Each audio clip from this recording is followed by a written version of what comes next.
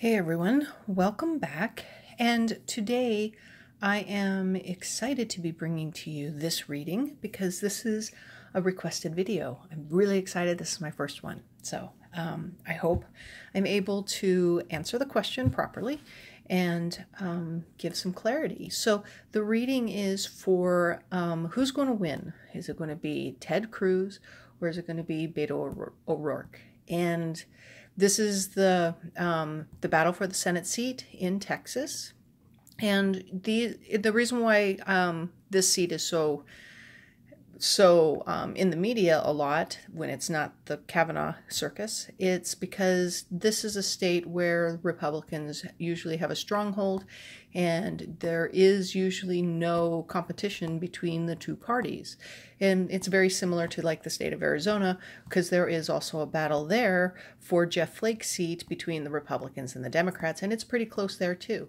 With the O'Rourke and Cruz battle between those two, you're only between 4 and 6 points apart. So, and Ted Cruz is just barely holding on to the lead. There's definitely some worry. There's so much worry that Ted Cruz is enlisting the help of Trump from reports to help him maintain hold of his seats, which is really kind of crazy. If you really think about it, when during the presidential primaries, Donald Trump just went all at smear tactics, smearing campaigns, conspiracy theories, everything. Every dirty tactic in the book Trump did, he did it against Cruz, and Cruz lost that primary. So here we are, and now the tables are turned. He is in a situation where he could lose his seat, and now he's turning and asking for help from the presidency.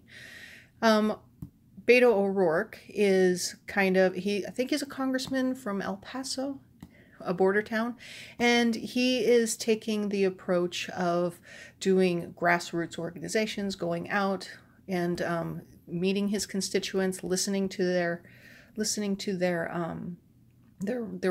needs and their expectations and their grievances, so he's really taking this whole tour. And when I looked at the two different sites, I really saw that the Republican side was definitely playing by the old standard Republican playbook that they've been doing for decades. It's about, stoking the fears of the public. It's like, oh no, don't vote for the liberals, because they're evil, they're bad, or, they're going to take away your gun rights, or they're going to, they're for socialized medicine. And like, it's a bad thing to take care of the constituents. I mean, they're stoking fears so that they're getting people to vote in a way that is against their best interest. So this is why, there's been so much talk lately, Oh, and let me go back over to the work. When I looked at his website was definitely, when you're at the Ted Cruz website, there's a lot of O'Rourke's name is listed, an awful lot. When you go to the O'Rourke website, it's not so much. You don't see Ted Cruz's name. I don't remember seeing his name, but I definitely saw his policies, what he was thinking about, how he wants to help. He wants to be the people's representative. So there's definitely a huge contrast. So the question then becomes, who's going to win? So let us try. I have two decks here. We're going to do one for the Republicans, which is this one, and this is one for the Democrats, which is this one. So Ted Cruz, Beto O'Rourke. And let us see what the cards say. So who will win? Will Ted Cruz, will he hang on to his seat? Will Ted Cruz hold his seat return to the Senate?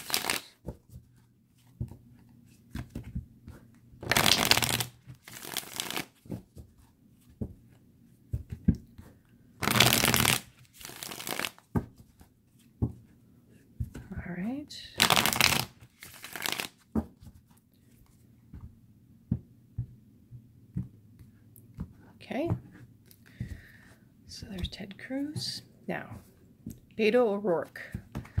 Will Beto O'Rourke be the first Democrat in a very long time to go to Senate?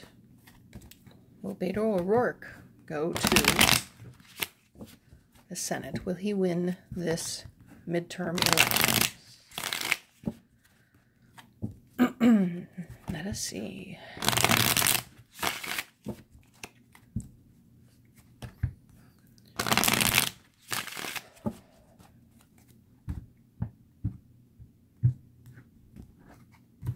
Okay. So, let us see what the cards say and what are the challenges. Okay.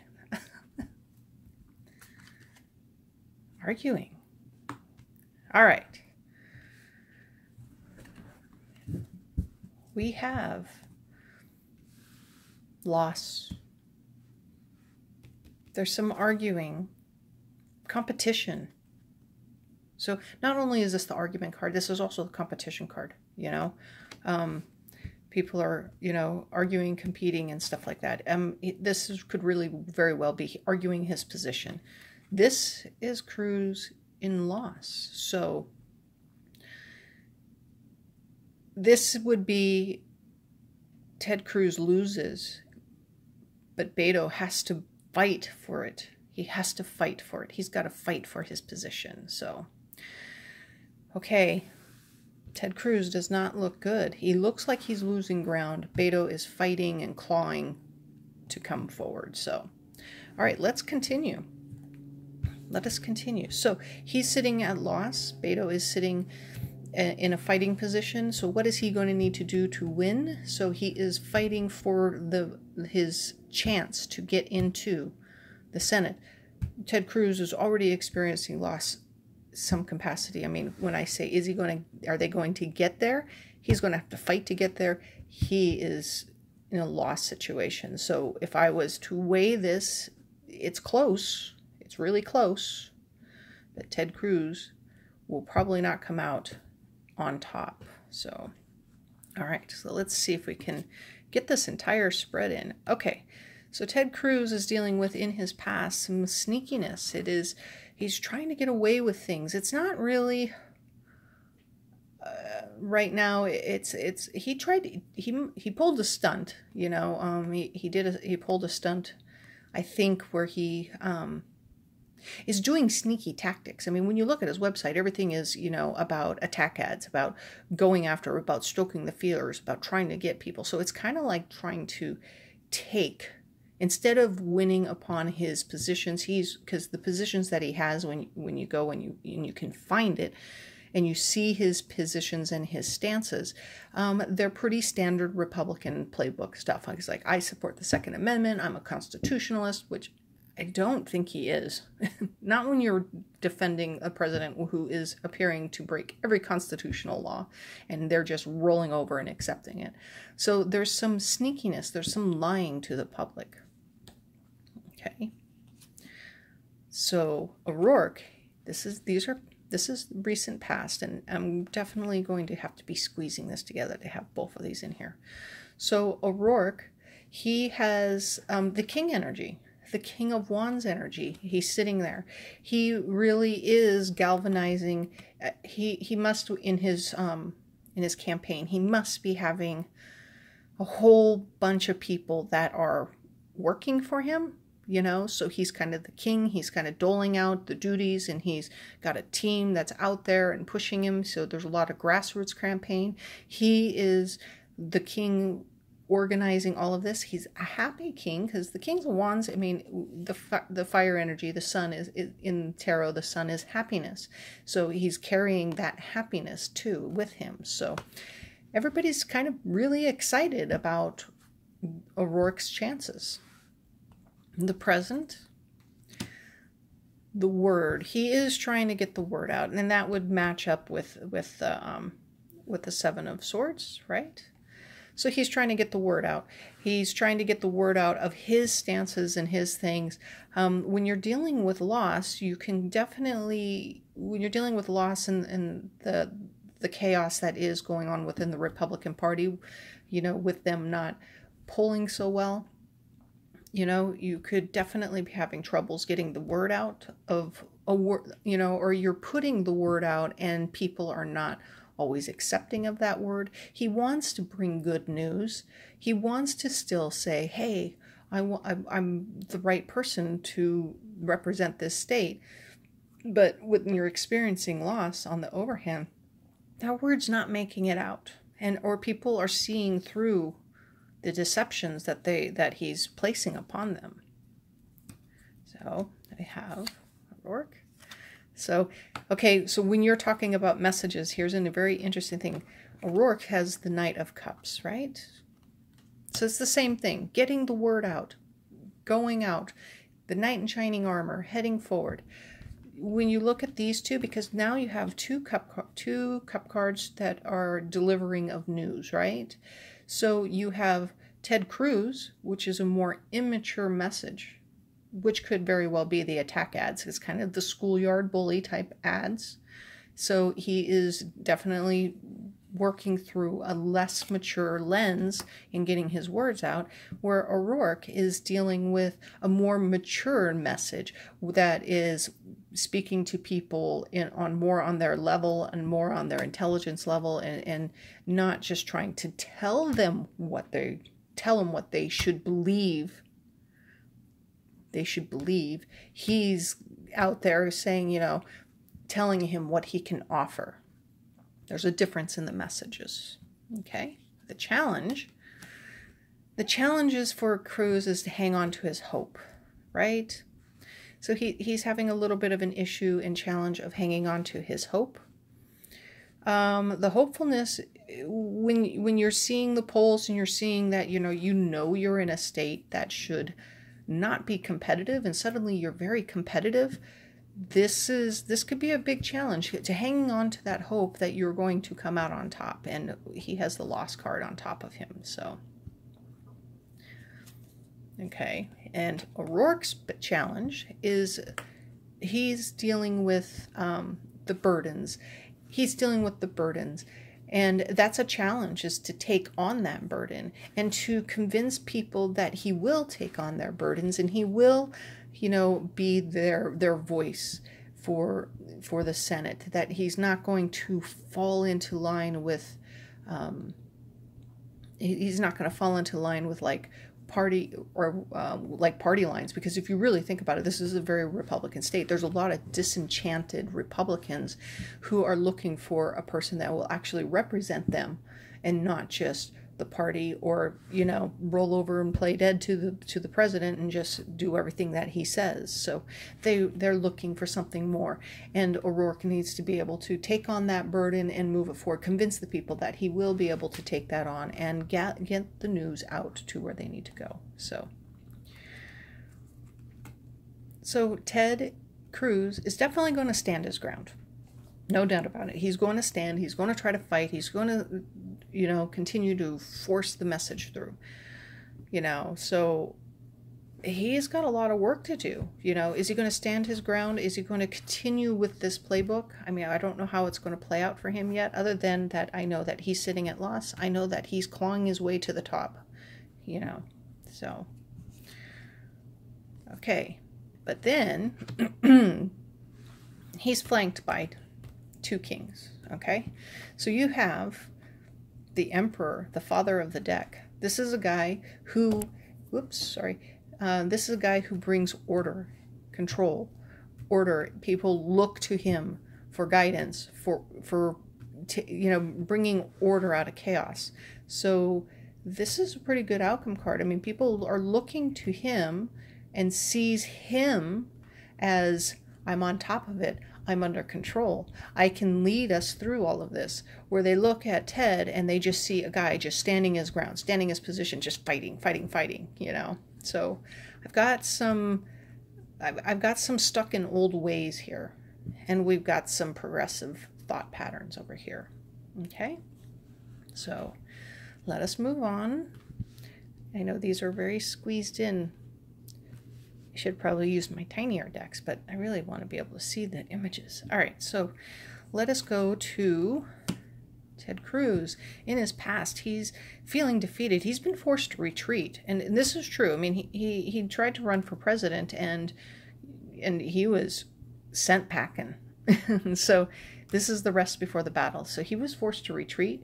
The sneakiness has been revealed, is probably going to force him to retreat too.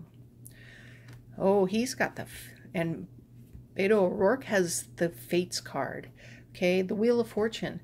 Things are turning in his favor because, I mean, these are all pretty positive cards up here. So this would probably be in the thing is that he is actually working the energy and he's turning it in his favor.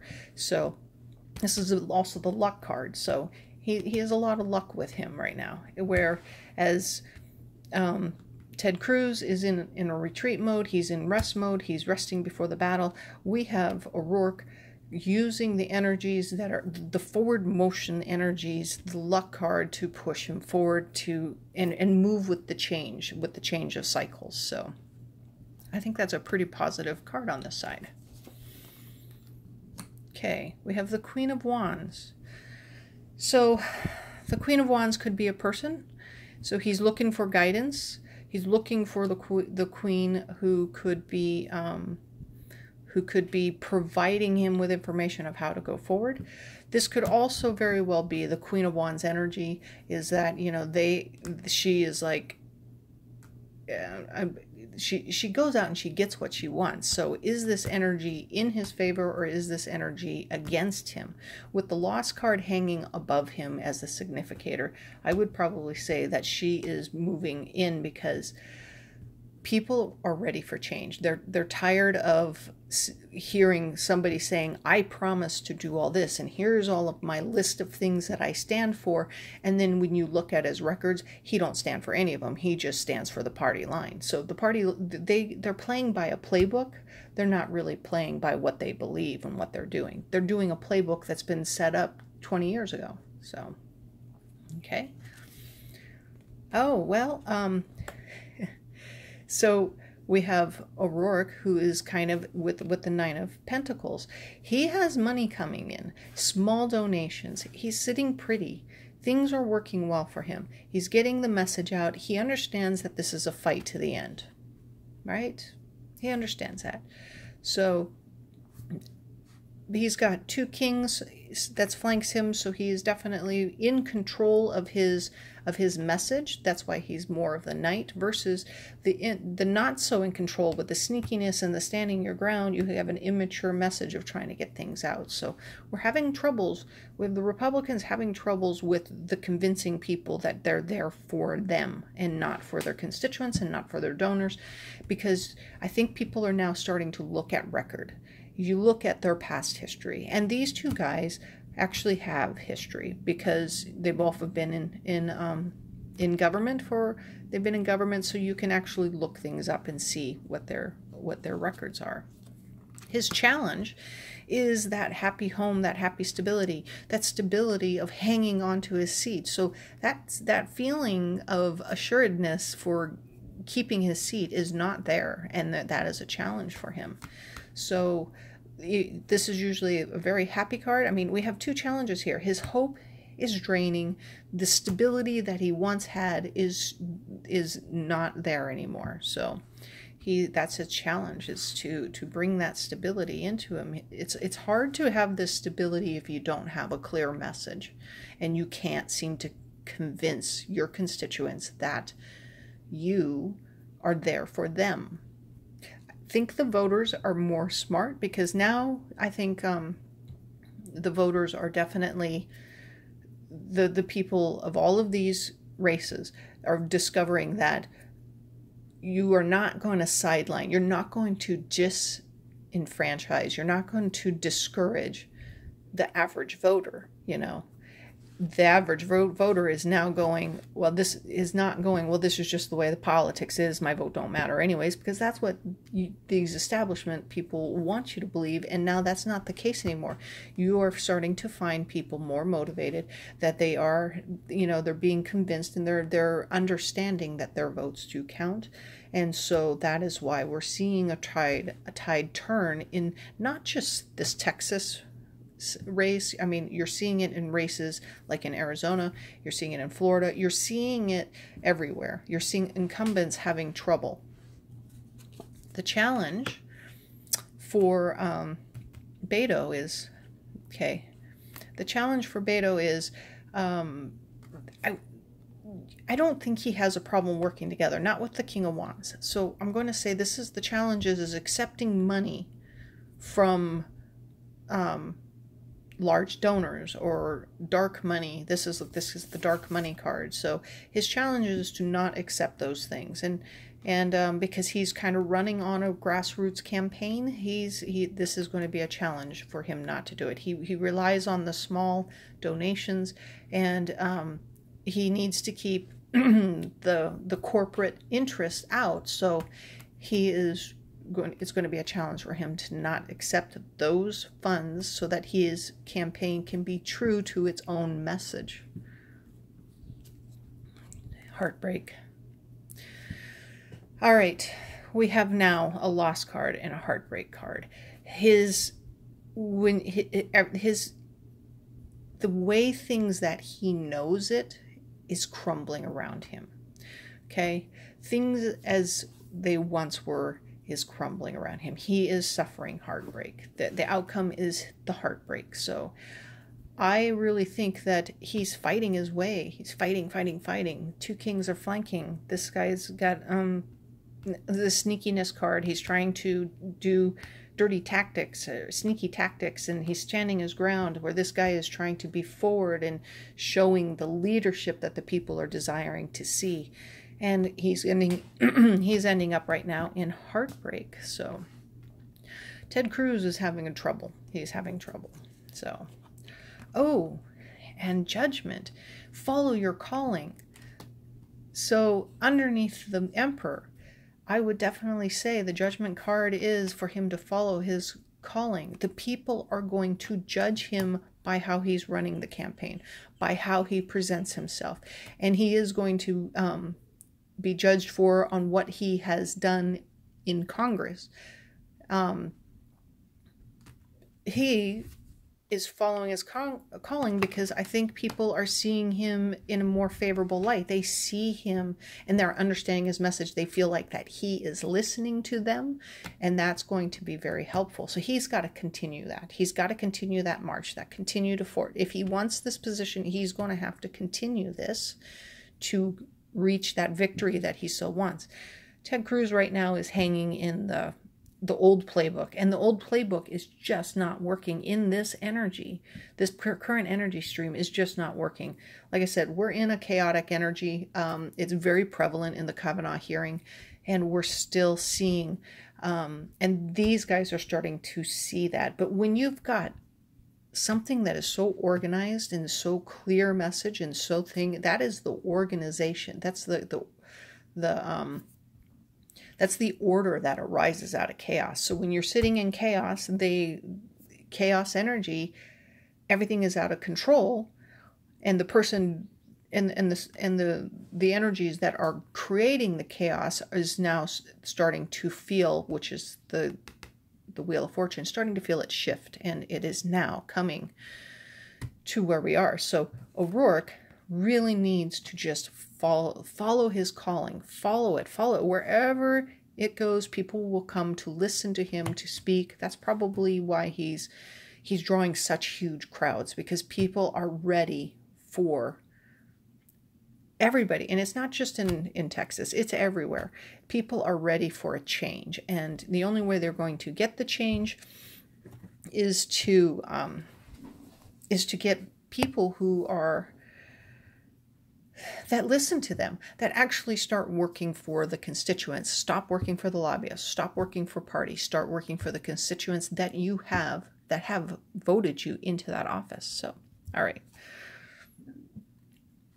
We have in the past here for Ted Cruz is money. This is the big money, the big donors. They are pushing it. Now, I know that the campaign raising between the two candidates is pretty even. One is trying to do grassroots. The other one will just take the big money. So we have Ted Cruz's camp definitely betting on the big money, the big donors. So he's out there getting that to feed his campaign. So we have the Fool's Journey.